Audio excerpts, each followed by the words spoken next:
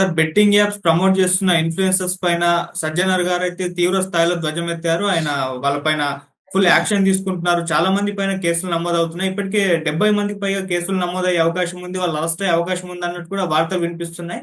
అయితే ఏంటి అసలు ఈ బెట్టింగ్ యాప్స్, ఇవి ఎన్ని రకాలుగా ఉంటాయి? మరి సజ్జనర్ గారు అంటే కంప్లీట్ గా ఇన్ఫ్లుయెన్సర్స్ ప్రమోట్ చేస్తున్నారు కదా, వీళ్ళపైన ధ్వజమెత్తుతున్నారు, కానీ బెట్టింగ్ యాప్స్ ని కంప్లీట్ గా బ్యాన్ చేసే దిశగా మన అడుగులు వేయొచ్చుగా అంటూ కూడా కొన్ని విమర్శలు అయితే ఆయన మీద కూడా వినిపిస్తున్నాయి సార్. మనం వీటి గురించి ఏం చెప్తారు సార్? యా విసి సజ్జనార్ ఆయన గతంలో పోలీస్ ఆఫీసర్ ఉన్నాడు. ఇప్పుడు ఆర్టీసీ చైర్మన్ ఉంటున్నాడు. సో ఆయన బెట్టింగ్ యాప్స్ మీద ఉద్యమం చేద్దాం, బెట్టింగ్ యాప్స్ ప్రమోటర్ల మీద, బెట్టింగ్ యాప్స్ మీద కాదు, బెట్టింగ్ యాప్స్ ప్రమోటర్ల మీద పోరాటం చేయాలి, ఉద్యమం చేయాలని పిలిపిస్తూ చేస్తున్నాడు. ఆయన దెబ్బకి already local boy Nani arrest అయ్యాడు. భయ్యా సన్నీ యాదవ్ మీద కేసులు పెట్టారు. సుప్రీత, ఆమె సురేఖవాణి కూతురు, ఆమె పబ్లిక్ గా క్షమాపణ చెప్పింది. హర్ష సాయి మీద ఆయన పోరాటం స్టార్ట్ చేశాడు. వినయ్ గురు, పరేషాన్ బాయ్స్, తర్వాత డేరింగ్ గోపాల్, విజుగౌడ, శ్రీధర్ శాప, ఇలాంటి అనేక మంది ఇన్ఫ్లుయెన్సర్స్ బెట్టింగ్ యాప్స్ ని ప్రమోట్ చేస్తున్నారు అని ఆయన మాట్లాడుతున్నాడు. వీళ్ళందరి మీద ఆయన పోరాటం మొదలుపెట్టాడు. ఇప్పుడు చాలా మంది అలాంటి వాళ్ళకి వచ్చే డౌట్ ఏంటంటే, అసలు బెట్టింగ్ యాప్స్ అంటే ఏంటి, బెట్టింగ్ యాప్స్ ఎన్ని రకాలు, బెట్టింగ్ యాప్స్ ని ప్రమోట్ చేసే వీళ్ళ విధంగా మాట్లాడుతున్నాడు తప్ప, అసలు బెట్టింగ్ యాప్స్ మీద ఈయన ఎందుకు వ్యతిరేకంగా బెట్టింగ్ యాప్స్ ని బ్యాన్ చేయమని ఎందుకు గవర్నమెంట్ ని డిమాండ్ చేయట్లేదు, బెట్టింగ్ యాప్స్ ని ఆన్లైన్ నుంచి మన వాళ్ళకి కనబడకుండా ఎందుకు చేయకూడదు, ఆ ఉద్యమం ఈయన ఎందుకు చేయట్లేదు అంటే, అదేదో కుంభస్థలాన్ని కొట్టాలి, ఈయనేమో తోకను పట్టుకొని తోకని ఇచ్చేస్తున్నాడు తప్ప, అసలు పులి అనుకుంటే పులిని దెబ్బ కొట్టట్లే, తోకను మాత్రం గిచ్చుతున్నాడు అని ఒక విమర్శలు వస్తున్నాయి. అంటే సాఫ్ట్ టార్గెట్ చేసి తనేదో పాపులర్, తనేదో పెద్ద సామాజికవేత్తలాగా, సామాజిక పోరాటకారుడిలాగా మాట్లాడుతున్నాడు. కానీ అసలు విషయం చేయాల్సింది ఏంటి, అసలు బెట్టింగ్ యాపే లేకపోతే బెట్టింగ్ యాప్ ప్రమోటర్ ఉండడు కదా, ప్రమోటర్ ఉన్నాడంటే లీగల్ గా అతను డబ్బులు వస్తున్నాయి కదా మరి. సో ఈ కన్ఫ్యూజన్ అయితే ఉంది. ఆయన క్లియర్ గా బెట్టింగ్ యాప్స్ అంటే ఏంటి, ఎన్ని రకాలు ఉన్నాయి, ఈ బెట్టింగ్ యాప్స్ ని ప్రమోట్ చేసే వాళ్ళని నేను ఎందుకు టార్గెట్ చేస్తున్నాను, అది కూడా యూట్యూబర్స్ నే ఆయన టార్గెట్ చేస్తున్నాడు. పెద్దవాళ్ళు ఉన్నారు, ధోని, విరాట్ కోహ్లీ, సౌరవ్ గంగూలీ, మనోజ్ బాజ్పాయి, ఇలాంటి వాళ్ళంతా కూడా చేస్తున్నారు. వాళ్ళని ఎవరు ఈయన టార్గెట్ చేయట్లేదు. ఇక్కడ చూస్తే సాఫ్ట్ టార్గెట్స్ వీళ్ళందరూ పిల్లలు, బచ్చాలు వీళ్ళు. పాపం ధోని మీద ఇలా కేసులు పెట్టి పోలీసులు అరెస్ట్ చేయగలరా, విరాట్ కోహ్లీని అరెస్ట్ చేయగలరా, వాళ్ళందరూ చేస్తున్నారు కదా ఈ ప్రచారం. సో ఇప్పుడు for example Dhoni poker stars అనే యాప్ కి చేశాడు, డ్రీమ్ 11 అనే దానికి చేశాడు, సౌరవ్ గంగూలీ డ్రీమ్ 11 చేశాడు, సన్నీ లియోన్ జీట్ విన్ అనే దానికి చేసింది, నవాజ్ సద్దికి మేడ్ ఫార్ పోకర్ అనే దానికి చేశాడు, తర్వాత అమీ జాక్సన్ రమ్మీ ప్యాషన్ కి చేశారు, విరాట్ కోహ్లీ, రోహిత్ శర్మ, మనోజ్ బాజ్పాయ్ రమ్మీకి చేశాడు. ఇలాగా వీళ్ళందరూ, ఇంకా నేను పెద్ద లిస్ట్ ఇవ్వగలను. అలాగే మీరు ఇంటర్నెట్ లో కొడితే ఎవరెవరు బెట్టింగ్ యాప్లకి చేస్తున్నారో తెలుస్తుంది. వీళ్ళందరూ చేస్తున్నారు. వీళ్ళందరి మీద ఎందుకు సజ్జనార్ పోరాటం చేయలేదు అనేది కొంతమంది విమర్శిస్తున్నారు.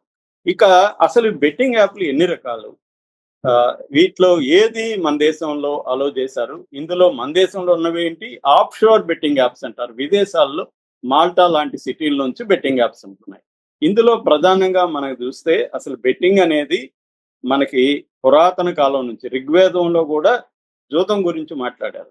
తర్వాత మహాభారతం మనకు తెలుసు, మహాభారత యుద్ధం వచ్చిందే జూదం వల్ల. ఆయన ధర్మరాజు ఓడిపోయి మళ్ళీ మళ్ళీ పెట్టి తన రాజ్యాన్ని, తన తమ్ముళ్ళని, చివరికి ద్రౌపదిని, అందరినీ దాంట్లో పెట్టేసి బెట్టింగ్ ఆడి ఆయన ఓడిపోయాడు. తర్వాత కౌటిల్యుడి పుస్తకంలో క్రీస్తు పూర్వం 4వ శతాబ్దంలో చాణక్య అనే పేరుతో కౌటిల్యుని అర్థశాస్త్రంలో కూడా ఈ జూదం గురించి, జూదంలో గెలిచిన వాళ్ళ మీద ఎలా పన్నులు వేయాలి అనే దాని గురించి కూడా చర్చ ఉంది. అట్లాగే మన వాళ్ళు బ్రిటిష్ వచ్చే కాలం నాటికి కూడా మన దేశంలో అనేక రకమైన బెట్టింగ్ జరుగుతున్నాయి. అప్పుడు బ్రిటిష్ వాళ్ళు ఏం తీసుకొచ్చారంటే, పబ్లిక్ గ్యాంబ్లింగ్ యాక్ట్ అనేది ఒక చట్టం తీసుకొచ్చారు 1867లో. 1867 అంటే 19వ శతాబ్దంలో పబ్లిక్ గ్యాంబ్లింగ్ యాక్ట్ అనేది తీసుకొచ్చి కొన్ని రకాల గ్యాంబ్లింగ్స్ ని బ్యాన్ చేశారు. ఇక్కడ మనకు అర్థం కావాల్సింది ఏంటంటే, అసలు ఈ బెట్టింగ్లు అనేవి ఎన్ని రకాలు అంటే 3 రకాలు. ఒకటి స్కిల్ బేస్డ్ బెట్టింగ్, స్కిల్ ఉండాలి బెట్టింగ్ లో. ఫర్ ఎగ్జాంపుల్ హార్స్ రేస్ ఉంది, గుర్రపు పందాల మీద డబ్బులు పెట్టడం కూడా బెట్టింగే కదా. పెట్టేవాడికి ఏమైనా స్కిల్ ఉంటుందా? కానీ దాన్ని స్కిల్ బేస్డ్ అనేసారు. ఎందుకంటే గుర్రాన్ని నడపడం స్కిల్ కాబట్టి గుర్రపు పందాలని స్కిల్ బేస్డ్ కాబట్టి గుర్రపు పందాలు బ్యాన్ లేదు. గుర్రపు పందాల మీద ఎంత డబ్బున్నా పోగొట్టుకోవచ్చు. దాని మీద సజ్జనారులు కూడా ఈ ఉద్యమాలు చేయరు. సో అది స్కిల్ బేస్డ్. గుర్రపు పందాలు కావచ్చు, కొన్ని రాష్ట్రాల్లో కోడి పందాలు కావచ్చు, కొన్ని రాష్ట్రాల్లో పోకర్ కూడా స్కిల్ అంటారు వాళ్ళు. అంటే పేకాట కూడా స్కిల్లే కదా. ఈ రాష్ట్రాల్లో సిక్కిము, గ్యాంబ్లింగ్ అన్ని కూడా అక్కడ అలో చేశారు. Fantasy based online games. Fantasy based అంటే ఇందాక డ్రీమ్ 11 అని. డ్రీమ్ 11 అనేది ఏంది? క్రికెట్ కావచ్చు, లేకపోతే ఫుట్బాల్ కావచ్చు. అది ఒక రకమైన ఫాంటసీ అన్నమాట. అంటే మనం విర్చువల్ గా ఆ టీమ్స్ ని ఫామ్ చేయడం, టీమ్ లీడర్ని ఎన్నుకోవడం, పిచ్ ని సెలెక్ట్ చేసుకోవడం, ఇవన్నీ చేస్తారనమాట. దాంట్లో డబ్బులు పెట్టాలి, దాని ఎంట్రీ ఫీజు ఉంటుంది. అది ఒక పద్ధతి. దీన్ని ఫాంటసీ గేమ్స్ అంటారు. ఇందులో చాలా ఉన్నాయి.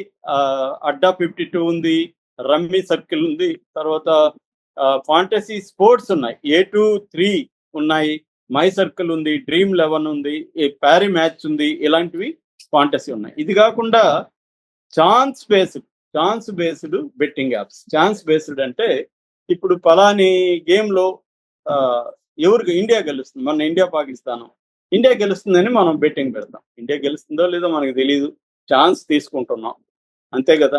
ఆ రిజల్ట్ మీద మనకేం కంట్రోల్ లేదు, మనకేం నాలెడ్జ్ లేదు, ఆ పిచ్ ఎలా ఉంటుంది ఇవన్నీ మనం ఊరికే చదవడమే. దీన్ని ఛాన్స్ బేస్డ్ అంటారు. సో మన దేశంలో skill based and fantasy based games కి బ్యాన్ లేదు. ఓన్లీ ఛాన్స్ బేస్డ్ బెట్టింగ్స్ మాత్రమే బ్యాన్ ఉంది. దీనికి సంబంధించిన చట్టాలు ఏమేమి ఉన్నాయంటే, ఇప్పటికి కూడా పాత చట్టం పబ్లిక్ గ్యాంబ్లింగ్ యాక్ట్ 1867 ఉంది ప్రధానంగా. అది కాకుండా మనకి ఐటీ యాక్ట్ 2000లో వచ్చిన ఐటీ యాక్ట్ 69A బ్యాన్ చేస్తుంది. అట్లాగే కన్జ్యూమర్ ప్రొటెక్షన్ యాక్ట్ 2019 ఉంది. అట్లాగే ట్యాక్స్ లాస్ IGST యాక్ట్ ఉంది, తర్వాత ఇన్కమ్ ట్యాక్స్ యాక్ట్ ఉంది. ఈ యాక్ట్ల వల్ల కొన్ని యాప్స్ ని బ్యాన్ చేస్తున్నారు. ఇవి కాకుండా స్టేట్ లాస్ ఉన్నాయి. తమిళనాడు, మహారాష్ట్ర, కేరళ కాదు సారీ ఆంధ్రప్రదేశ్, తెలంగాణ, ఇలాంటి రాష్ట్రాల్లో అనేక బెట్టింగ్ని బ్యాన్ చేశారు. ఫర్ ఎగ్జాంపుల్ ఆంధ్రప్రదేశ్, తెలంగాణలో అన్ని రకాల అంటే ఫాంటసీ బేస్డ్, ఛాన్స్ బేస్డ్ ఈ 2 రకాలని బ్యాన్ చేశారు. సో ఈ 2 రకాలు కూడా ఆడకూడదు. కానీ ఆఫ్షోర్ బెట్టింగ్ యాప్స్ కొన్ని ఉన్నాయి. ఇప్పుడు Parimatch, IX bet, Mahadev app, తర్వాత బెట్ 365, బెట్వే, ఇలాంటివి ఆఫ్షోర్ నుంచి వస్తున్నాయి వేరే దేశాల నుంచి. కానీ ఇక్కడ చట్టాలు వాటికి వర్తిస్తున్నాయి. ఇక్కడ వాళ్ళు ట్యాక్స్ కడుతున్నారు.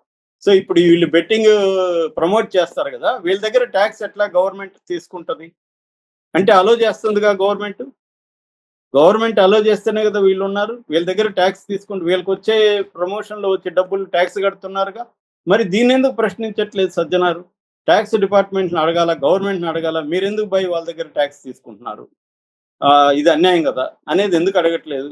అంటే ఇక్కడ సిగరెట్ తాగేవాడిని నేరస్తుడిగా అంటున్నట్టుగా సిగరెట్ అమ్మేవాడిని మనం అడగట్లేదు, సిగరెట్ తయారు చేసే వాళ్ళని అడగట్లేదు, సారా అమ్మే వాళ్ళని అడగట్లేదు, లిక్కర్ తయారు చేసే వాళ్ళని మనం ఏమనట్లేదు. పైగా గవర్నమెంట్కి దాని నుంచి ఎక్కువ ఆదాయం వస్తుంది. లిక్కర్ తాగే వాళ్ళని మాత్రం ఇంజూరియస్ టు హెల్త్ అని దానికి ఒక పెద్ద యాడ్ వేసి సినిమాల్లో మాత్రమే ఎక్కడైనా ఒక సిగరెట్ తాగితే కింద పెద్ద అక్షరాలతో వేయాలి అంతే తప్ప. అంటే ఇది